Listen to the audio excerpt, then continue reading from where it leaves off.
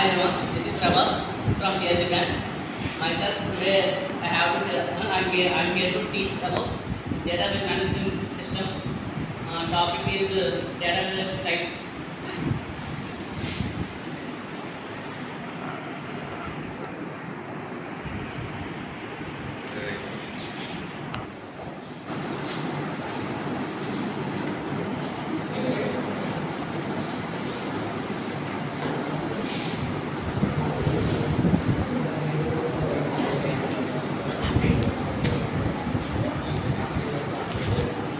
Database types are four types mainly.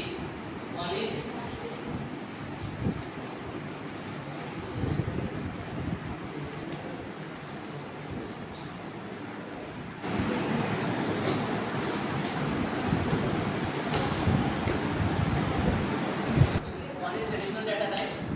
Traditional data type is nothing but the text information which we send to the receiver. And geographical database means the Google like Google Maps and Google information like that. And real-time database is nothing but the information which is ready to send on the time, and it means spot transformation from one person to another.